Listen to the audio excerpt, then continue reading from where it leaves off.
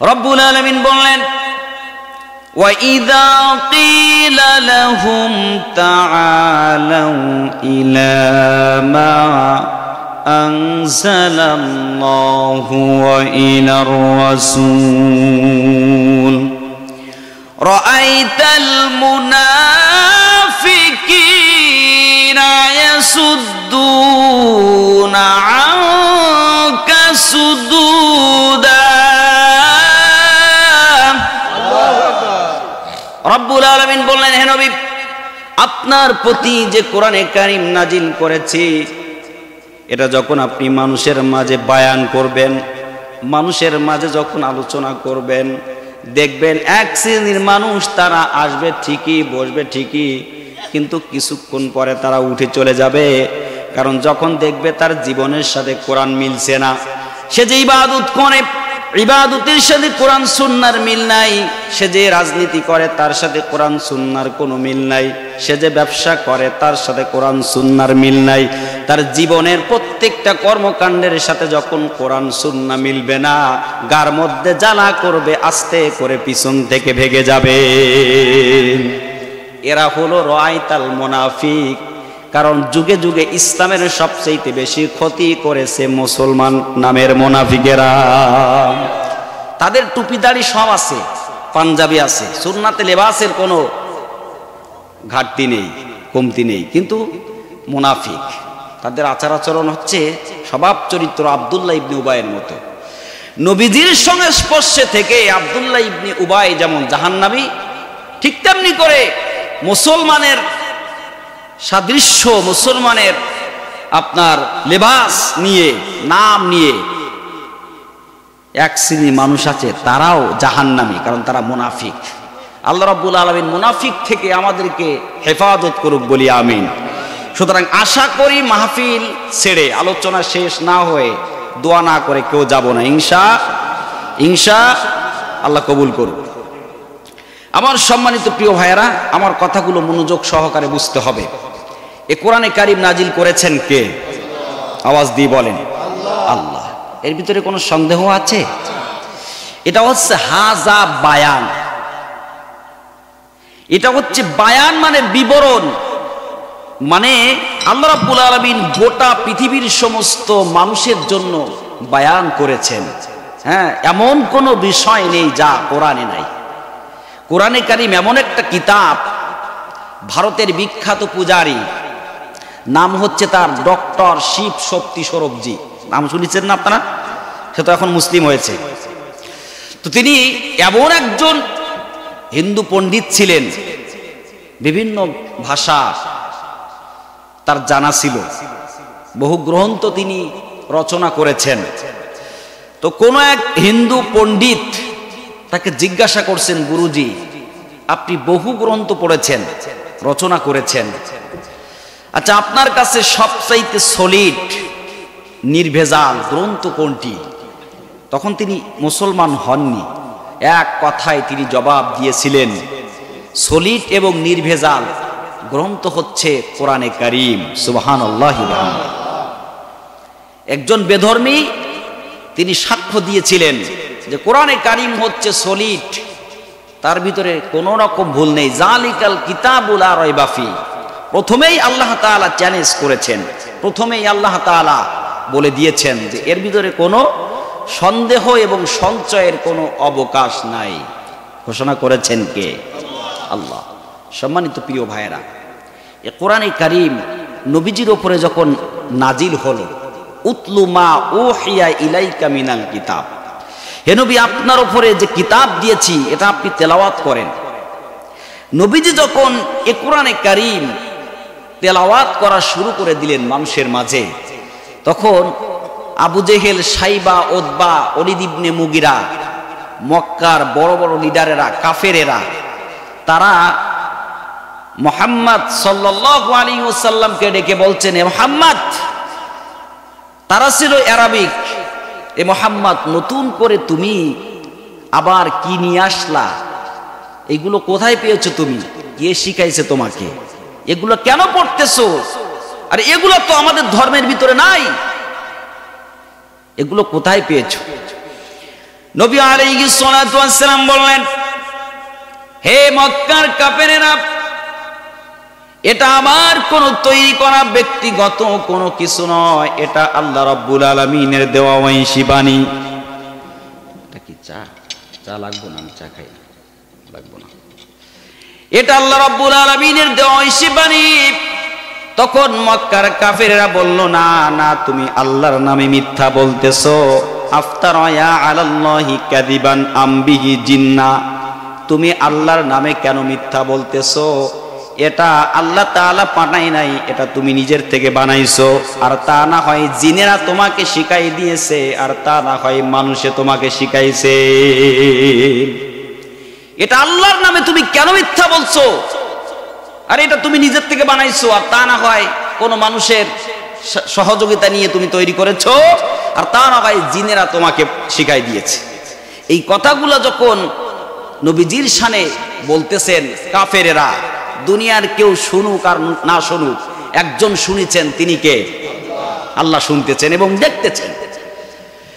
যখন নবীজির শানে বেয়াদবি করছেন কাফেরেরা, আল্লাহ রাব্বুল আলামিনের সহ্য হলো না। আল্লাহ রাব্বুল আলামিন তখন মুহাম্মদ সাল্লাল্লাহু আলাইহি ওয়াসাল্লামকে, তার নবীকে ডাক দিয়ে আল্লাহ পাক কাফেরদের মাঝে তিনবার চ্যালেঞ্জ করলেন। রব্বুল আলামিন কোরআনে কারীম নিয়ে তিনবার চ্যালেঞ্জ শুনে দিলেন, হে নবী, কাফেরদের মাঝে আমি আল্লাহ তাআলা চ্যালেঞ্জ করলাম, আমার কিতাব, আমার ঐশী বাণী, আমার কোরআনে কারীম তারা মিথ্যা প্রমাণ করার চেষ্টা করতেছে। তারা বলতেছে এটা নাকি আপনাকে জিনেরা শিখাই দিয়েছে, আর তা না হলে মানুষে আপনাকে শিখাইছে, আর তা না হলে আপনি নিজের থেকে বানাইছেন। আপনি ছিলেন নিরক্ষর, আপনি ছিলেন উম্মি, আপনি জানতেন না। আমি আল্লাহ পাক আপনাকে জানাই দিয়েছি, এখন আপনার দায়িত্ব হলো মানুষের মাঝে তেলাওয়াত করা। আপনি যখন তেলাওয়াত করতেছেন, তারা কটাক্ষ করতেছে, মিথ্যা প্রতিপূর্ণ করার চেষ্টা করতেছে, আপনাকে অপমান করার চেষ্টা করে। যারা বলে মানুষে শিখাইছে অথবা জিনেরা শিখাইছে, তাদের মাঝে আমি আল্লাহ তাআলার প্রথম নাম্বার চ্যালেঞ্জ। আল্লাহ রাব্বুল আলামিন কোরআনে কারীম নিয়ে ওই সমস্ত কাফেরদের মাঝে সর্বপ্রথম চ্যালেঞ্জ করলেন সূরা বনী ইসরাঈলের 88 নম্বর আয়াত। আল্লাহ রাব্বুল আলামিন বললেন, কুল্লা ইনিজতামাআতিল ইনসু ওয়াল জিন্নু আলা আইয়াতু বিমিসলি হাযাল কুরআন লা ইয়াতুনা বিমিসলিহি ওয়ালাউ কানা বা'দুহুম লিবা'দিন যাহিরা। আল্লাহু আকবার। রব্বুল আলামিন বললেন, হে নবী, কুল্লা ইনিজতামাআতিল ইনসু ওয়াল জিন, গোটা পৃথিবীর সমস্ত জিন এবং ইনসান যারা আছে তাদের মাঝে আমি আল্লাহ তাআলা চ্যালেঞ্জ করলাম। তারা এই কিতাব যেহেতু জিন এবং মানুষের উদাহরণ দিয়েছে, গোটা পৃথিবীর সমস্ত জিন এবং ইনসানের মাঝে আমি চ্যালেঞ্জ করলাম, দেখি তোমরা কেমন পারো এরকম একটা কিতাব তোমরা তৈরি করে নিয়ে আসো। একটা কিতাব তোমরা তৈরি করে নিয়ে আসো। যেহেতু আমার নাজিলকৃত কোরআন, আমার বাণী আমি যে দিয়েছি এটা তোমাদের বিশ্বাস হচ্ছে না, হ্যাঁ, তাহলে তোমরা একটা বানায় নিয়ে আসো দেখি। ওই সমস্ত মানুষদেরকে ডাক দাও, যেই মানুষদেরকে তোমরা উদাহরণ দিচ্ছ, যেই মানুষদের দিকে আঙুল তুলতেছো, তাদেরকে ডাকো, আর ওই জিনদেরকে ডাকো, ডেকে তোমরা একটা কিতাব বানাও। তোমরা তো বলতেছো যে মানুষে বানাইছে বা জিনে শিখাইছে, তাহলে ওই জিন এবং মানুষদেরকে ডেকে ওয়ালাউ কানা বা'দুহুম লিবা'দিন যাহিরা, একে অপরকে সাহায্য এবং সহযোগিতা করে তোমরা একটা কিতাব বানাও তো দেখি। কোনো ঝগড়া নেই, ঝাঁটি নেই, কিচ্ছু নেই, কোনো ঝামেলা নেই। যেহেতু তোমরা বলতেছো এটা আমার দেওয়া না, তাহলে তোমরা বাবা একটা বানাও। চ্যালেঞ্জ করলেন কে? জোরে বলেন, আল্লাহ। আমার প্রিয় ভাইয়েরা, আল্লাহ রাব্বুল আলামিন সর্বপ্রথম যখন তার নবীর মাধ্যমে গোটা পৃথিবীবাসীর মাঝে যখন চ্যালেঞ্জ ছুড়ে দিলেন, আমার প্রিয় ভাইয়েরা, আল্লাহর নবী যখন ওই সমস্ত কাফেরদের মাঝে আল্লাহ তাআলার এই প্রথম চ্যালেঞ্জটা জানাই দিলেন, গোটা কাফেরেরা মক্কাবাসী কেউ চ্যালেঞ্জ গ্রহণ করতে সাহস পায় নাই। কয়েকটা দিন হয়ে গেছে, কেউ চ্যালেঞ্জের মোকাবেলা করতে পারছে না।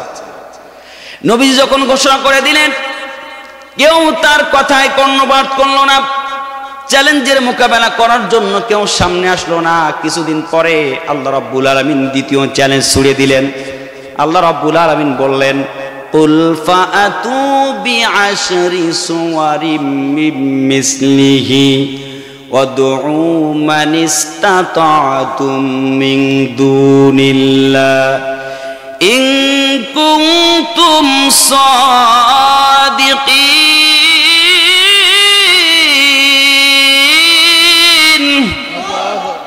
রব্বুল আলামিন সূরা হুদের 13 নম্বর আয়াতে আল্লাহ রাব্বুল আলামিন দ্বিতীয় চ্যালেঞ্জ করলেন, হে দুনিয়ার মানুষেরা, হে কাফেরেরা, তোমরা যেহেতু একটা পুরা কিতাবের, একটা কোরআনে কারিমের তোমরা যেহেতু চ্যালেঞ্জ গ্রহণ করলা না, তাহলে কেমন পারো তোমরা 10টা সূরা তৈরি করে নিয়ে আসো, অন্তত 10টা সূরা।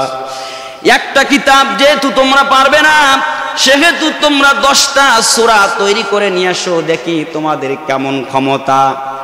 যদি তোমরা সত্যবাদী হয়ে থাকো তাহলে তোমরা 10টা সূরা তৈরি করে নিয়ে আসো, একটা কিতাব লাগবে না।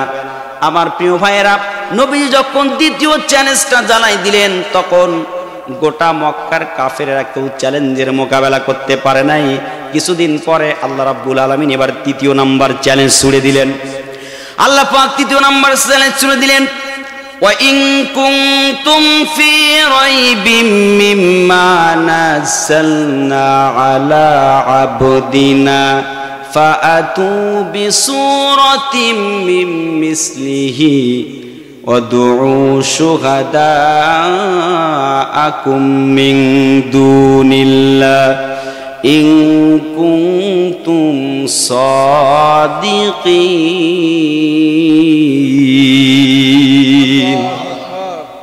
রব্বুল আলামিন বললেন, আমি আমার বান্দার প্রতি যে কিতাব আমি নাজিল করেছি, এতে যদি তোমাদের সন্দেহ হয়, তোমরা যদি সন্দিহান মনে করো, তোমরা যদি বিশ্বাস করতে তোমাদের কষ্ট হয়, তাহলে তোমরা কেমন পারো একটা কিতাব না, 10টা সূরা না, যদি তোমরা পারো তাহলে একটা ছোট্ট সূরা তোমরা তৈরি করে অন্তত দেখাও। একটা ছোট্ট সূরা নিয়ে আসো। একটা পুরা কিতাবের চ্যালেঞ্জ যেহেতু গ্রহণ করলা না, তাহলে 10টা সূরা তাও নিলা না, তাহলে এবার একটা সূরা অন্তত তোমরা তৈরি করে দেখাও। যেহেতু আমার নবীর কণ্ঠে কোরআন শুনে তোমাদের মানতে কষ্ট হচ্ছে, তাহলে বাবা তোমরা একটা সূরা তৈরি করে নিয়ে আসো। এবার আবু জাহেল টেনশনে পড়ে গেলেন। মুহাম্মদ তো একের পর এক তিনি চ্যালেঞ্জ দিয়ে যাচ্ছেন, কি করা যায়? এবার তিনি পরামর্শ ডাকলেন। মক্কার সমস্ত কাফের লিডারদেরকে নিয়ে তিনি পরামর্শ ডাকলেন। পরামর্শ রেখে তিনি সিদ্ধান্ত চাইলেন কি করা যায়। তখন ওলীদ ইবনে মুগীরা বললেন যে, গুরু, একটা সিদ্ধান্ত আমি দিতে চাই, সেটা হলো এই মক্কার ভিতরে ভালো আরবি বোঝে, আরবি বিশেষজ্ঞ, ভালো সাহিত্য বোঝে এমন একজনকে আমাদের খুঁজতে হবে। তার কাছে যেই অন্তত করজোর করে বলতে হবে সে যেন আমাদের একটা ছোট্ট সূরা তৈরি করে দেয় কোরআনের মতো। কোরআনের একটা ছোট্ট সূরার মতো যেন একটা সূরা সে তৈরি করে দেয়। আবু জেহেল বললেন, হ্যাঁ তুমি ঠিক বলেছ, খোঁজো তাহলে কে আছে। খুঁজতে খুঁজতে তারা একজনকে পেয়ে গেলেন, সে ভালো আরবি বোঝে, তার কাছে গেলেন। যাওয়ার পরে তাকে করজোর করে হাত পায়ে ধরে বললেন, অন্তত আপনি আমাদের ধর্মীয় লিডার, অন্তত একটা ছোট্ট সূরা আমাদেরকে অন্তত বানাই দেন, যেই সূরাটা নিয়ে মুহাম্মাদের সামনে যে তার চ্যালেঞ্জের মোকাবেলা করতে পারি। একটা ছোট্ট সূরা আমাদেরকে বানাই দেন। করজোর করছে, হাত পাও ধরছে, পাও জড়ায় ধরেছে। তখন উনি বলছে, আচ্ছা ঠিক আছে, যাও তোমরা টেনশন করো না, আমাকে একটু সময় দাও, আমি একটা ছোট্ট সূরা আমি তোমাদের বানাই দেব। আমার প্রিয় ভাইয়েরা, একদিন, 2 দিন, 1 সপ্তাহ, 15 দিন, 1 মাস, 2 মাস, 6 মাস, এইভাবে একটা বছর চলে গেল। একটা বছর সে কোরআন শুনতে এসেছে। কোরআন কার কালাম? এজন্য যতদিন বেঁচে থাকবো ইসলামী আন্দোলনের রাস্তায় থাকবো। রাজি আছেন? কে কে হাত তুলে দেখান। ইল্লাহি তাকবীর। আল কোরআনের আলো, কোরআন হাদিস যেখানে, মসজিদ মাদ্রাসা যেখানে, আলেম ওলামা যেখানে, ইল্লাহি তাকবীর। আল্লাহ কবুল করুক বলি আমিন। সম্মানিত প্রিয় ভাইরা, সেই কোরআনে কারীমের সূরা হামিম সেজদার 30 নম্বর আয়াত আমি তেলাওয়াত করেছি এবং নবীজির অসংখ্য হাদিস থেকে আমি ছোট্ট একটা হাদিস তেলাওয়াত করেছি। প্রিয় ভাইরা, চ্যালেঞ্জকৃত কিতাব থেকে আমি যে কয়টা কথা বলেছি কোরআনের বাইরে বলেছি। যতক্ষণ বলবো কোরআন সুন্নাহর ভিতর থেকেই বলবো, আলতু ফালতু কথা বলার অভ্যাস আমার নেই। প্রিয় ভাইরা, আমার সম্মানিত প্রিয় ভাইরা, কোরআনে কারীমের হামিম সেজদার 30 নম্বর আয়াত তেলাওয়াত করেছি। আল্লাহ রাব্বুল আলামিন বললেন, ইন্নাল্লাযীনা ক্বালু রাব্বুনাল্লাহু সুম্মা ইসতাকামু তাতানাজ্জালু আলাইহিমুল মালাইকা ইন্নাল্লাযীনা ক্বালু রাব্বুনাল্লাহু সুম্মা ইসতাকামু। পিছনে নাই, আছে? যদি বলেন আছে। আসলে সে পালাইছে কেন? এমন কোন অপরাধ নেই যা সে করে নাই। সুতরাং মনে রাখবা, ভারত সরকার, ভারত শত চেষ্টা করে শেখ হাসিনাকে বাংলাদেশে ক্ষমতায় রাখতে পারে নাই। সুতরাং যারা ইসকন নামে সন্ত্রাসী করে, মুসলমানদেরকে হত্যা করে, যারা মনে করতেছো এদেশে প্রভাব বিস্তার করে আমরা রাজত্ব করব, এটা এ স্বপ্ন তোমাদের স্বপ্নই থেকে যাবে। মনে রাখবা, এদেশের যুব সমাজ তারা জাগ্রত হয়েছে। যেই যুব সমাজের গণঅভ্যুত্থানে শেখ হাসিনা স্বৈরাচার পতন ঘটেছে, এই যুব সমাজের গণঅভ্যুত্থানে আগামী দিন ইসকন নামক সন্ত্রাসীদের বাংলার জমিন থেকে উৎখাত করা হবে। জোরে বলেন ঠিক না বেঠিক? আল্লাহ রাব্বুল আলামিন কবুল করুক বলি আমিন। সম্মানিত প্রিয় ভাইরা, গত বছর একটা প্রোগ্রামে আমাকে স্টেজ পর্যন্ত নেওয়া হয়েছে। স্টেজে যখন উঠতে যাব আমাকে বাধা দেওয়া হলো। কারণ কি? আমার অপরাধ কি? কয় বাসা কোথায়? আমি বললাম সাতক্ষীরা। তো তখন বলছে সাতক্ষীরার মানুষ রাজাকার, সাতক্ষীরার মানুষ রাজাকার। 36 বছর বয়স আমার। আমি বলে রাজাকার, আমার রাজাকার বলল এবং আমাকে স্টেজে উঠিয়ে দেওয়া হলো না, ওখান থেকে ফিরাই দেওয়া হলো। এইভাবে বারবার তারা আলেমদেরকে অপমান করেছে, লাঞ্ছিত করেছে, কোরআনের তাফসীর গুলো বন্ধ করেছে। সে যুগে আবু জেহেল মুহাম্মাদের কণ্ঠে কোরআন শুনতে দিবে না বলে যেভাবে ওয়াল গাউফিহি লাআল্লাকুম তাগলিবুন, যেভাবে কোরআন শুনতে দেবে না বলে ষড়যন্ত্র করত, ঠিক তেমনি করে এই আওয়ামী সন্ত্রাসের পেটাত্তারা এই 17টা বছর ইসলাম, আলেম ওলামা, কোরআন, মসজিদ মাদ্রাসার বিরুদ্ধে ষড়যন্ত্র করেছে, কিন্তু টিকতে পারে নাই। পেরেছে? পারে নাই। আজকে দেখেন সম্মান দেওয়ার মালিককে। জোরে বলেন আল্লাহ। আজকে আলেমদেরকে যখন হাতে হাত করা পড়ায়, পায়ে বেড়ি পড়ায় যখন কোর্টে তুলেছে, তখন মানুষের সালাম দিয়েছে, সেলুট দিয়েছে, দোয়া করেছে। কিন্তু আজকে যখন এই নেতাদেরকে, যাদের হুঙ্কারে বাংলাদেশ কেঁপেছে, আজকে তাদেরকে যখন কোর্টে তুলতেছে, তখন কিল, ঘুষি, চর, লাথি আছে না নাই? এটা তো দুনিয়ার অপমান, লাঞ্ছিত। পরকালটা তো পড়েই আছে। সম্মানিত প্রিয় ভাইরা, এজন্য খবরদার, কোরআনের সাথে বেয়াদবি করা যাবে, ইসলামের সাথে বেয়াদবি করলে তার পরিণতি ঠিক এরকমই হবে। যুগে যুগে যারাই করেছে তাদের পরিণতি খুব ভয়াবহ হয়েছে। সম্মানিত প্রিয় ভাইয়েরা, আল্লাহ রাব্বুল আলামিন প্রিয় সাইফুল ভাইকে জান্নাতের মেহমান হিসেবে কবুল করুক বলি আমিন। আমরা চুপ করে আসে বলেই মোর দুর্বল ভেবো না, কারণ তোমাদের অস্ত্র থাকতে পারে কিন্তু আমাদের ঈমান আছে। ঠিক কিনা বলেন? আমাদের ঈমান আছে, আর এই ঈমানের তাজাল্লি দিয়ে গোটা দেশ আগামী দিন, মনে রাখবা, বাতিলদের বাতিলদের আপনার বাতিলদের তখ্তে তৌসকে নাস্তানাবুদ করা হবে ইমানের ঝলকি দিয়ে। কথা বলেন ঠিক না বেঠিক? ইনশাআল্লাহ প্রস্তুত থাকো। আগামী দিন মনে রাখবা, তোমরা যদি গৌর গোবিন্দের ভূমিকায় যদি তোমরা বাংলাদেশে সন্ত্রাসী করার চেষ্টা করো, আমরা শাহজালালের ভূমিকা নিয়ে সামনে এগিয়ে যাব। কথা বলেন ঠিক না বেঠিক? আমরা শাহজালালের সৈনিক, আমাদেরকে ভয় দেখায়ও না। আমরা জেলখানার পরোয়া করি না, ফাঁসির দড়ির পরোয়া করি না। কথা বলেন ঠিক না বেঠিক? আমরা একজনকে ভয় করব, তিনি কে? আল্লাহ। সে আল্লাহ পাক বলছেন, ইন্নাল্লাযীনা ক্বালু রাব্বুনাল্লাহ, যারা বলে যে আমার রব আল্লাহ, অন্তর থেকে যারা স্বীকার করে এবং ইহার উপরে, এই কথার উপরে ইস্তেকামত থাকে, অবিচল থাকে, আমি আল্লাহ রাব্বুল আলামিন দুনিয়া এবং আখিরাতে তাদের সিকিউরিটির জন্য আমি আল্লাহ তাআলা ফেরেশতা নাজিল করে দেই। রাব্বুল আলামিন বললেন, যারা আমি রবকে রব বলে স্বীকার করে এবং যারা আমি আল্লাহকে ডাকে এবং আমি আল্লাহ তাআলার বিধান অনুযায়ী যারা জীবন যাপন করে, আমি আল্লাহ পাক তাদের মাঝে ফেরেশতা পাঠিয়ে দেই। ফেরেশতা এসে বলে, তাতানাজ্জালু আলাইহিমুল মালাইকাতু আল্লাহ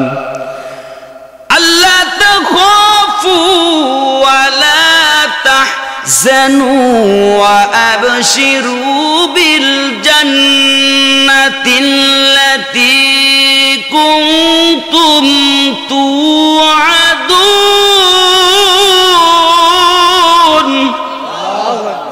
ফেরেশতা এসে বলে, ও আল্লাহর বান্দারা, তোমরা যারা আল্লাহ রাস্তায় আসো, আল্লাহকে রব বলে যারা স্বীকার করে নিয়েছো, তোমরা ভয় করো না। আল্লাহ তাখাফু ওয়ালা তাহজানু, তোমরা ভয় করো না, চিন্তিত হয়ো না।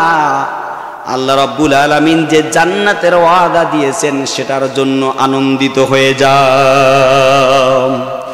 যে জান্নাতের কথা বলেছে আল্লাহ পাক বললেন, যারা আমি আল্লাহ রাব্বুল আলামিনের, আমি রবের যারা আনুগত্য করবে, আমি আল্লাহ তাআলা তাদের জন্য রেখে দিয়েছি জান্নাত। সুতরাং তোমরা সেই জান্নাতের সুসংবাদ গ্রহণ করো, আনন্দিত হয়ে যাও, চিন্তা করো না। আমার প্রিয় ভাইয়েরা, আল্লাহ রাব্বুল আলামিন বললেন, নাহনু আউলিয়াউকুম ফিল হায়াতিদ দুনিয়া ওয়া ফিল আখিরাহ।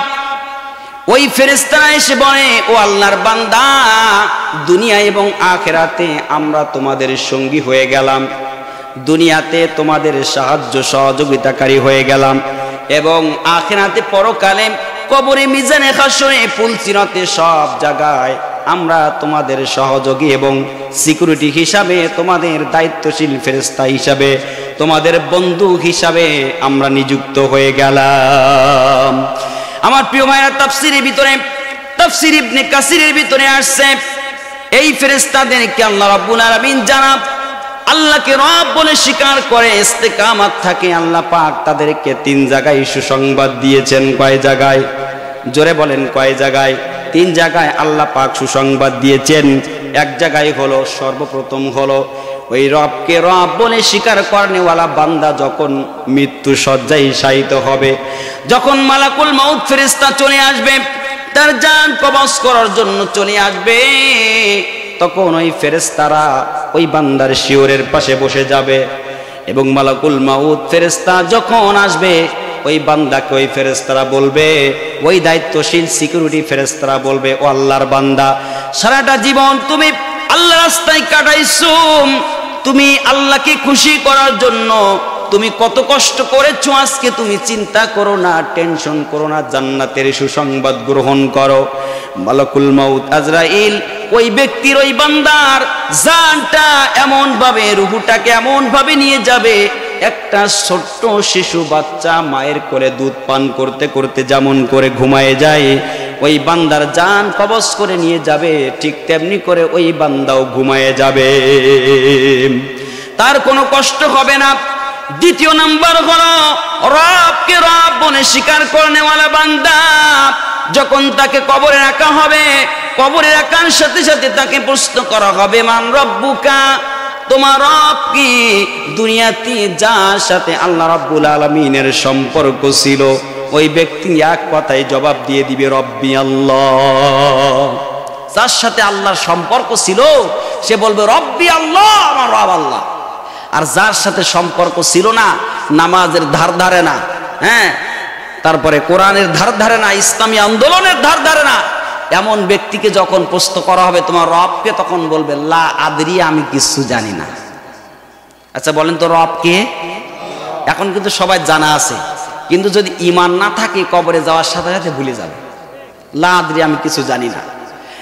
আমার প্রিয় ভাইয়েরা, কিন্তু জানা আল্লাহর সাথে যাদের সম্পর্ক, রব বলে যারা স্বীকার করে নিয়েছে, এই বান্দাদেরকে যখন মুনকার নাকির ফেরেশতা যখন প্রশ্ন করবে তোমার রব কে বলো, তখন আল্লাহ রাব্বুল আলামিন ওই ফেরেশতাদেরকে পাঠাই দিবেন, দিয়ে বলবেন মুনকার নাকির ফেরেশতাকে বলো আমার বান্দাকে যেন ডিস্টার্ব না করে, আমার বান্দার প্রশ্নের জবাব আমি আল্লাহ তাআলা দিয়ে দেব, আমি দিয়ে দেব, ডিস্টার্ব করো না। 50 বছরের জিন্দেগিটা কত কষ্ট করেছে, ঘুমাইতে পারে নাই, ভালো খাইতে পারে নাই, বাড়ি ছাড়তে হয়েছে, পরিবার ছেড়ে এক জায়গা থেকে আরেক জায়গায় যাওয়া লেগেছে বাতিলদের ষড়যন্ত্রের কারণে। সুতরাং আজকে ঘুমাইতে দাও, ডিস্টার্ব করো না, আমার বান্দার প্রশ্নের জবাব আমি আল্লাহ পাক দিয়ে দেব। 3 নম্বর হলো যারা রবকে রব বলে স্বীকার করে এবং ইস্তেকামাত থাকে, এই বান্দা যেদিন হাসরের ময়দানে উঠবে, যেদিন সূর্য এক মুষ্টি অথবা এক বিঘাত মাথার উপরে থাকবে, মাথার ঘিনুগুলো টকবক করবে, পায়ের নিচের মাটিগুলো সব তামা হয়ে যাবে, সেই দিন দুনিয়ার সমস্ত মানুষ আলহাতোষ আলহাতোষ বলবে, পিপাসা পিপাসা, কলিজা ছিঁড়ে যাবে, গলা শুকায় যাবে, কলিজা শুকায় যাবে, পানি পানি করে চিৎকার দেবে। ওই কিয়ামতের কঠিন মুসিবতের দিনে রবকে রব বলনেওয়ালা বান্দা যখন উঠবে, আল্লাহ রাব্বুল আলামিন ওই ফেরেশতাদের মাধ্যমে আল্লাহ রাব্বুল আলামিন ওই বান্দাকে আরশের নিচে ছায়া দিবেন। আমাদের প্রভু এক নবীর উম্মত, জীবন বিধান ওই শিবানী কোরআন। আমাদের প্রভু এক নবীর উম্মত, জীবন বিধান ওই শিবানী কোরআন। তবে কেন কেন হে মুসলমান, এক হও করিয়া হবান। তবে কেন কেন হে মুসলমান, এক হও করিয়া হবান। আমাদের প্রভু এক নবীর উম্মত, জীবন বিধান ওই শিবানী কোরআন। আস্তে কোন মারহাবা। রব কে? আল্লাহ। বিপদে আপদে মুসিবতে সব জায়গায় একজনকে ডাকবো, তিনি কে? আল্লাহ। ও ভাই, দুনিয়াতে আপনি একজনের কাছে একবার যাবেন, দুবার যাবেন, তিনবার যাবেন, চতুর্থ বর্ষে রাগান্বিত হবে। আমার প্রিয় ভাইয়েরা, আল্লাহকে রব বলে স্বীকার করো ভাই। দুনিয়াতে আপনি একজনের কাছে একবার যাবেন, দুবার যাবেন, তিনবার যাবেন, সে রাগান্বিত হবে। কিন্তু এই পৃথিবীতে একজনের কাছে আপনি যতবার চাবেন, একটা বারের জন্য রাগ করবে না, সন্তুষ্ট হয়ে যাবে। তিনি কে? যতবার চাবেন অসন্তুষ্ট হবে না। আরে মালিক তো রাতে ডাক দেয়, বান্দারা আমি আল্লাহকে তোমরা ডাকো, আল্লাহর কাছে চাও। আল্লাহকে আল্লাহর সামনে সেজদা দিয়ে আল্লাহর কাছে কখনো চেয়ে দেখছেন? চেয়ে দেখেন আল্লাহ দেয় কিনা। কিন্তু আমরা তো সেজদাই দিই না। কথা বলেন ঠিক না বেঠিক? নামাজ পড়েন কে কে? একটু হাত তোলেন দেখি। নামাজ পড়েন কে কে? আল্লাহু আকবার, আল্লাহু আকবার, আল্লাহ কবুল করুক। যদি বলি আমি, হাত নামান। এবার সত্য কথা বলেন তো, পড়েন না কে কে? হ্যাঁ, সত্য বলেন, সমস্যা নেই। পড়েন না কে কে? হ্যাঁ, ওরে আল্লাহু আকবার। এজন্য সব দেখছি আল্লাহর ওলি। হ্যাঁ সবাই যে নামাজি, আজকের মাহফিল কবুল হয়ে যাবে। হ্যাঁ আজকে কবুল হয়ে যাবে ইনশাআল্লাহ, আল্লাহ পাক কবুল করুক বলি আমিন। ও ভাই, বর্তমান সময় দেখবেন আপনাদের এদিকের মানুষগুলা ভালো, আমাদের ওদিকে মানুষের নামাজের কথা বললে বলে সময় নেই, আছে না নাই? কয় সময় নেই, হ্যাঁ প্রায় বলে, এদিকেও বলে আছে, কয় সময় নেই। আমি আমার এক মুসল্লির বললাম যে ভাই নামাজ পড়বেন না, কয় ওইসব সিস্টেম আজকাল নেই, ওসব সিস্টেম আজকাল নেই। তাহলে তাই সিস্টেম নাই তা বলতেছে না। তখন আমি মনে মনে চিন্তা করতেছি যে এর যদি সামনে এক গাদা কোরআন হাদিস ঝাড়ি, এ ফেরবে না, একটু অন্যভাবে টাইট দিতে হবে। হ্যাঁ আমরা তো ইমাম, আমাদের বিভিন্ন কৌশল জানা লাগে, কারণ আমরা তো আর কমিটির গোলামি করা ইমাম না, আমরা গোলামি করবো একজনের, তিনি কে? আল্লাহ। তো এখন আমি বললাম সিস্টেম যেহেতু নাই তাহলে থাক। এখন আমি মনে মনে চিন্তা করলাম, হঠাৎ করে আমার মনে পড়ে গেল যে ওর বাড়ির ছাদ দিচ্ছে, আর ছাদ যেই হয়ে যাবে তখন ঠিকই হুজুরির দরকার হবে। তো সেই দিন এই সিস্টেম নাই, এই কথাটার জবাব আমি ওই দিন দেব। হঠাৎ করে একদিন আসরে নামাজ পড়ে মসজিদের বারান্দায় দাঁড়াইছি, এমন সময় ওই বেচারা হাজির, টুপি একটা মাথায় দেশে, কতদিন যে বালিশের নিচে ছিল তা আল্লাহ জানে, জামাটা তো এই অবস্থা, বোতামও লাগাইনি, দৌড়ে আসছে, এসে বলছে সালামালাইকুম, সালামালাইকুম, আলাইকুম, মানে আমি যাতে ধ্বংস হয়ে যাই সেই জন্য দোয়া করল, বুঝলেন না? এরকম সালাম আছে না নাই? সালামালাইকুম, আহারে কি সুন্দর করে গালাগালি দেয়, একেবারে সুন্দর করে গালাগালি দেয়, সালাম দেওয়ার বেলায় বাইর হয় না। সালাম দেওয়া এবং নেওয়া এর ভিতরে কল্যাণ আছে না নাই? তোরে বলেন, উভয়ের শান্তি, তা দোয়া করতে অসুবিধা কোথায়? আলাইকুম, কি হয়েছে ভাই? কয় হুজুর এই যে ঘরের ছাদ হয়ে গেছে। তা আমরা ওসব সিস্টেম আজকাল নেই, ঘরের ছাদ হয়ে গেছে তা কি কয় দোয়া অনুষ্ঠান করতে, তা আমরা ওসব সিস্টেম আজকাল নাই। আমি বললাম যার বাড়ির, যার মসজিদ মাদ্রাসা এবং নামাজ ইমাম মুসল্লির সাথে যার সম্পর্ক নাই, তার বাড়ির কোনো কাজের সাথে আমাদের সম্পর্ক নাই। ওই বেচারা মাথা নিচু করে দাঁড়ায় আছে, কিছুক্ষণ পরে আমাকে বলতেছে হুজুর একদিনকে আমি আপনাকে বলেছিলাম, আপনি নামাজের কথা বলেছিলেন, কিন্তু আমি একটা ছোট্ট ভুল কথা বলেছিলাম, আজকে সেই কথাটার জবাব আপনি আমাকে দিয়েছেন, সেই কথাটার জবাব আপনি দিলেন। তো ঠিক আছে, আমি এই কান দুই কানা ধরছি মসজিদের সামনে আর আপনি সামনে, আমি যতদিন বেঁচে থাকবো আর জীবনে কোনোদিন আমি নামাজ বাদ দেব না। এখন আমি বললাম ঠিক আছে, সে তো পরে হবে, আগে আসরের নামাজটা পড়ি নাও, তারপরে পরে। আসরের নামাজ পড়াই নিয়ে তার বাড়ি যে দোয়া করাই দিলাম। এখন বেশ দাড়ি রাখছে, জুব্বা গায়ে দেয়, দেখলে মনে হয় কোনো মসজিদের ইমাম সাহেব, আবার ঘন ঘন চিল্লায়ও যায়। আল্লাহ কবুল করুক। হেদায়েতের মালিক কে? আল্লাহ। হেদায়েতের মালিক তো আমরা না, তিনি। আল্লাহ যার হেদায়েত দেবে সেই হেদায়েত প্রাপ্ত হবে।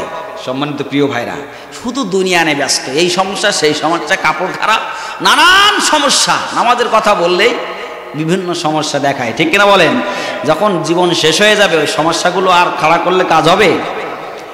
ওরে মানুষ ওই চোবে ঘুরে দুনিয়ার পিছে, কি জবাব দিবি রে তুই মাওলারি কাছে, হাই কি জবাব দিবি রে তুই মাওলারি কাছে। রাত দিনই দৌড়া দৌড়ি, বিশ্রামেরও সুযোগটা নাই, নামাজ রোজা দূরের কথা, আল্লাহর নামটাও মুখে নাই, ঠিক না? রাত দিনই দৌড়া দৌড়ি, বিশ্রামেরও সুযোগটা নাই, নামাজ রোজা দূরের কথা, আল্লাহর নামটাও মুখে নাই। মরণকালে টাকা কি কারো সঙ্গেতে গেছে, মরণকালে টাকা কি কারো সঙ্গেতে গেছে, কি জবাব দিবি রে তুই আল্লাহর কাছে, ভাই কি জবাব দিবি রে তুই মাওলার কাছে।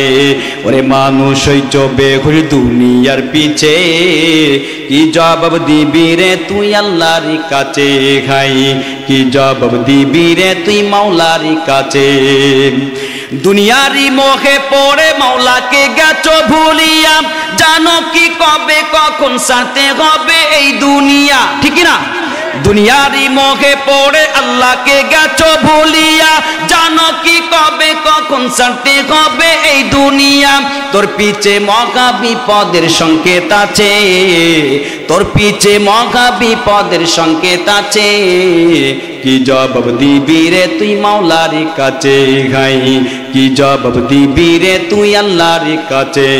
ওরে মানুষ চোবে ঘুরে দুনিয়ার পিছে, কি জবাব দিবি রে তুই আল্লাহর কাছে। হারাম হালাল না মানিয়া কত টাকা করছো কামাই, এত টাকা রাখবা কোথায়, কাপনের তো পকেট নাই।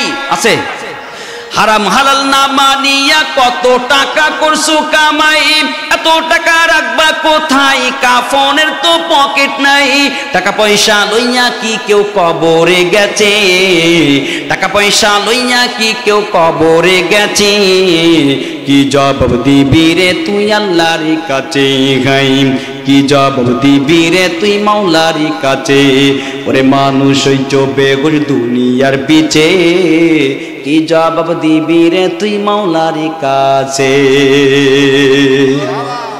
জবাব দেওয়া লাগবে কি লাগবে না? সুতরাং আজকে তুমি যতই তালবানা করো,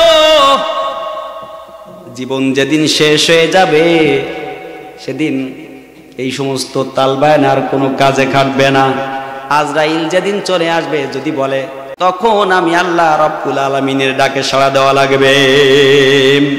সুতরাং আমার প্রিয় ভাইয়েরা, আসুন ওই সমস্ত ফেরেশতারা বলবে, আল্লাহ তাখাফু ওয়া লা তাহজানু ওয়া আবশিরু বিল জান্নাতিল্লাতী কুনতুম তুআদুন, নাহনু আউলিয়াউকুম ফিল হায়াতিদ দুনিয়া ওয়া ফিল আখিরাহ। ও আল্লাহর বান্দারা, ভয় পেও না, চিন্তা করো না, দুনিয়া এবং আখিরাতে আমরা তোমাদের বন্ধু হয়ে গেলাম।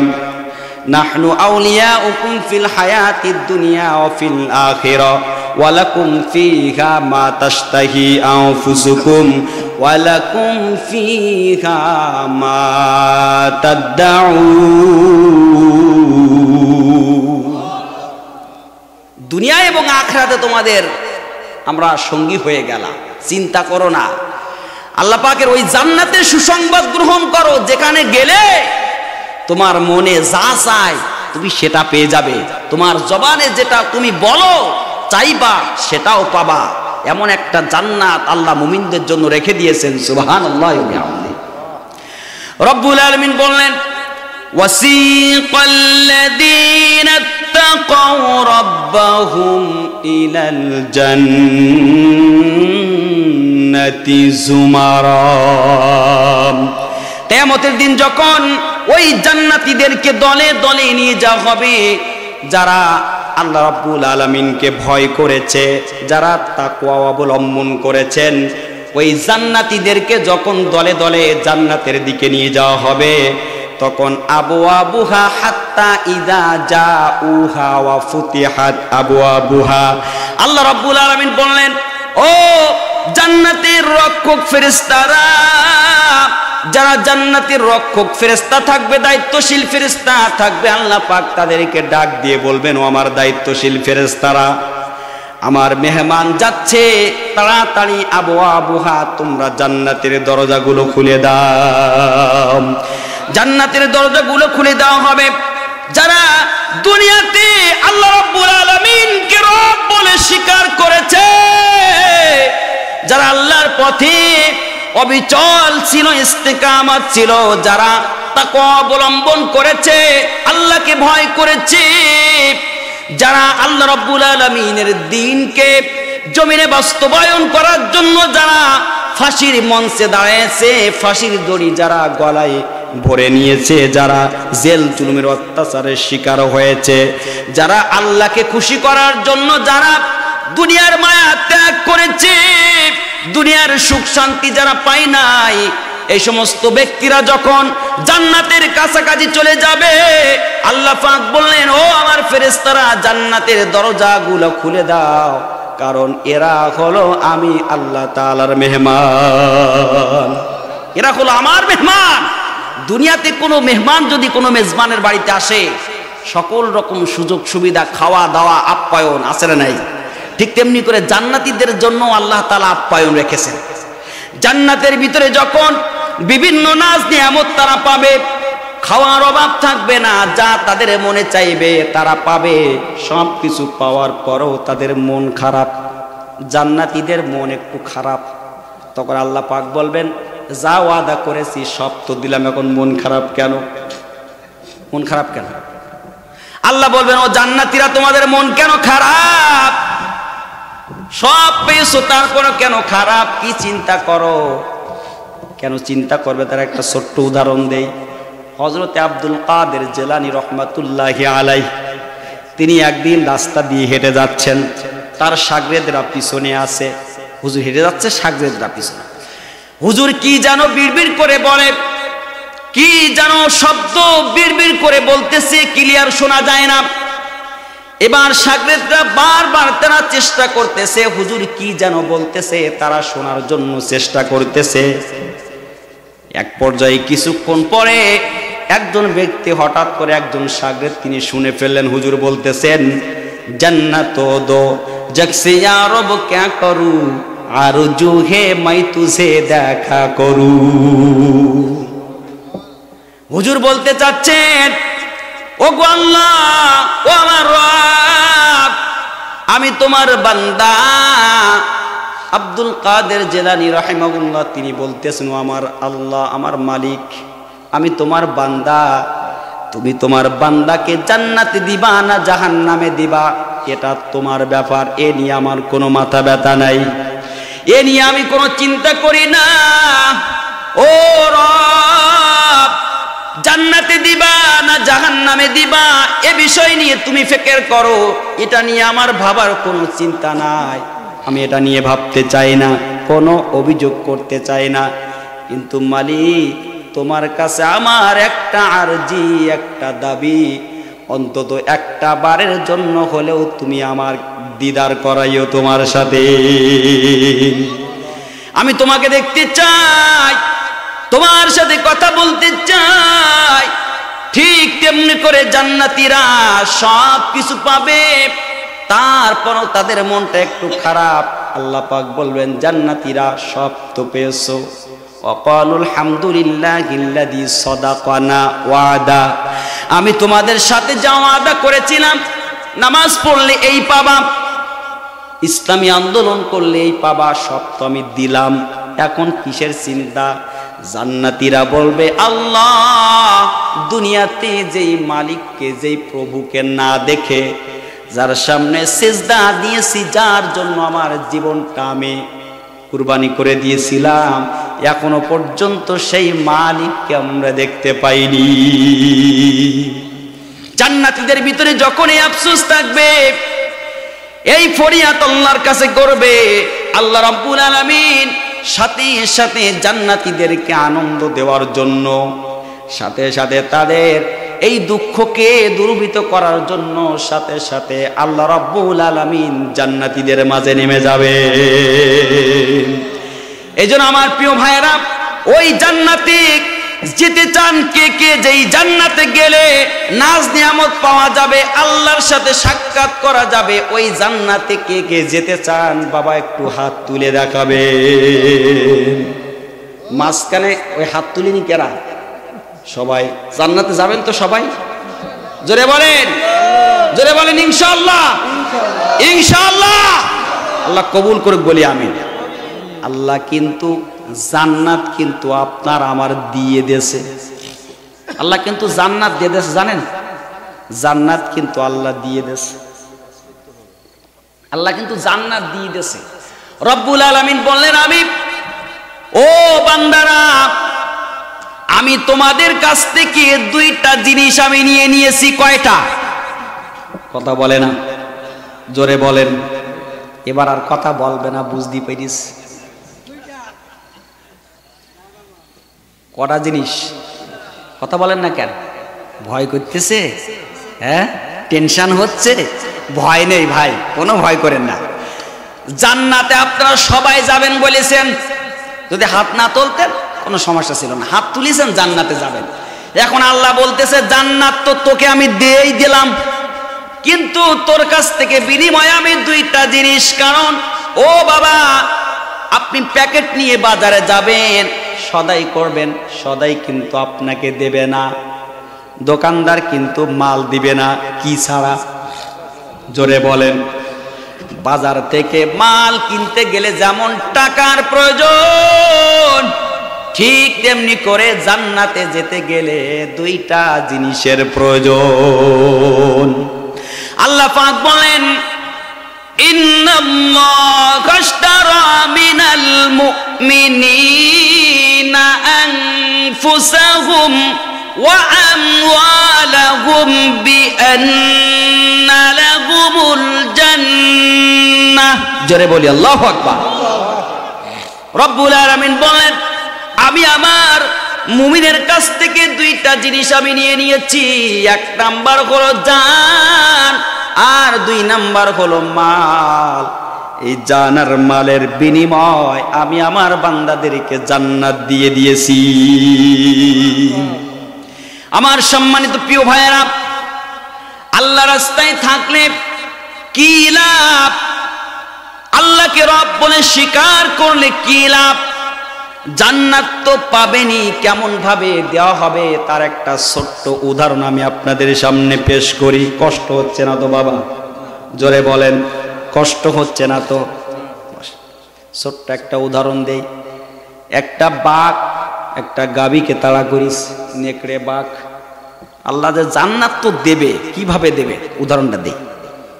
নেকড়ে বাঘ গাভীকে তাড়া করছে, এখন দুইজন দৌড়াচ্ছে। দেখবেন বনের ভিতরে যখন বাঘ হরিণ তাড়ায় সমানে দৌড়ায় দুইজন, আছে না? কে কেমনি দৌড়াচ্ছে কোনো হিসাব নাই, সমানে দৌড়াচ্ছে। এখন দৌড়াইতে দৌড়াইতে গাভী জঙ্গল পেরিয়ে যখন মাঠের ভিতরে গেছে, কোনো রাস্তা নেই, হঠাৎ করে দেখে সামনে গর্ত। এখন এই গাভী লাফ দিয়ে গর্তের মধ্যে পড়ে গেছে। নেকড়ে বাঘও ঠিক তেমনি করে হুতোষে গর্তের ভিতরে পড়ে গেছে। এখন দুইজন হাবল কাদার ভিতরে গেড়ে গেছে, উঠতে পারতেছে না। কত চেষ্টা করে উঠতে পারে না, এত চেষ্টা করতেছে উঠতে পারতেছে না। এমন ভাবে হাবলের ভিতরে গেড়ে গেছে, পাও চারখানা ঢুকে গেছে। এত চেষ্টা করে উঠতে পারে না, বহুত চেষ্টা করতেছে।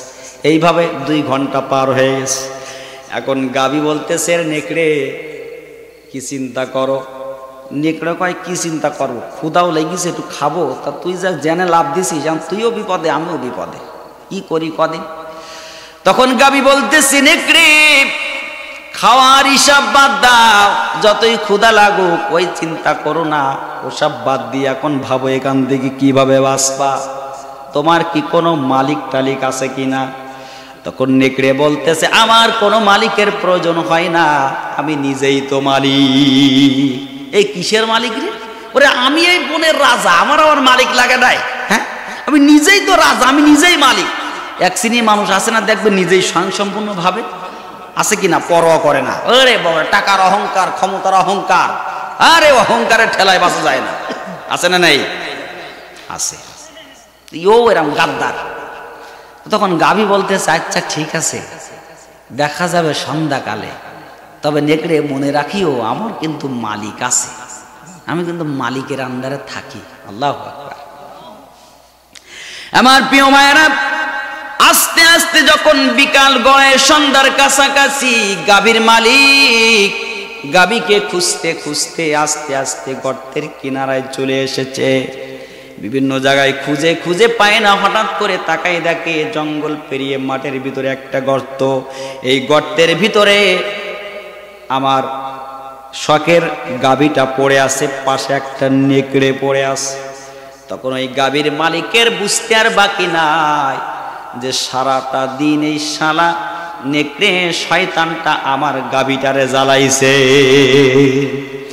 এবার গাভীর মালিক গাভীটাকে উঠে ধুয়ে মুছে পরিষ্কার করে এক সাইডে রেখে ছোট্ট একটা কষা ভেঙে যখন নেকড়ের ওপরে বাড়ি দিচ্ছে, আর বলতেছে, তুমি শয়তান সারাটা দিন খুব জ্বালান জ্বালাইছো। ঠিক তেমনি করে যারা দুনিয়াতে মুমিনদের সাথে, মুসলমানদের সাথে যারা বিয়াদবি করছো, যারা কষ্ট দিচ্ছ, মনে রাখবা কসার বাড়ি তোমাদের জন্য প্রস্তুত আছে। ঠিক কিনা বলেন? বহুত জ্বালান জ্বালাইছো, আল্লাহ ডাক দিয়ে করবে, ওহে গাদ্দারের দল, মনে রাখবা আল্লাহ তাআলার নাম কিন্তু কহার, তিনি যেমন দয়াময় তেমন কিন্তু কড়া। আল্লাহ ওই দিন এই নেকড়ে নামক শয়তানদেরকে ডেকে বলবে, শয়তানেরা আমার মুমিনদেরকে জ্বালাইছো, খুব জ্বালান জ্বালাইছো, আমার নিয়ামত খাইছো আর জ্বালাইছো, আজকে তোমাদের জন্য জুতার বাড়ি। এজন্য জ্বালাচ্ছ জ্বালাও, জুতার বাড়ি কিন্তু প্রস্তুত আছে, এটা মাথায় রাখিও। আমার প্রিয় ভাইয়েরা, এই গাভীর এবার দূর থেকে মুস্কি হাসে আর বলে, নেকড়ে রে, আজকে তুই যদি আমার মতো মালিকের আন্ডারে থাকতিস, মালিকের আনুগত্য করতিস, আমার মালিক যেমন করে আমাকে ধুয়ে মুছে পরিষ্কার করে উপরে উঠালো বাড়ি নিয়ে যাবে, ঠিক তেমনি করে তোমার মালিকও তোমাকে ধুয়ে মুছে পরিষ্কার করে বাড়ি নিয়ে যেত। আশরাফ আলী থানভী রাহিমাহুল্লাহ তিনি এই উদাহরণটা দিয়েছেন।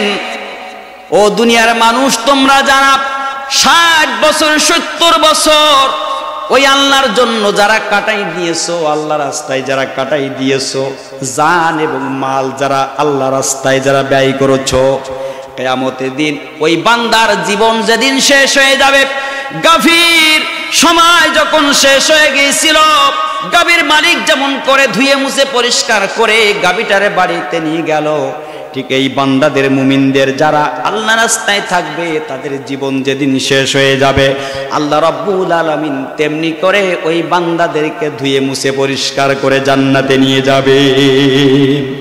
রাব্বুল আলামিন বললেন, নুজুলাম মিন গফুরির রহিম।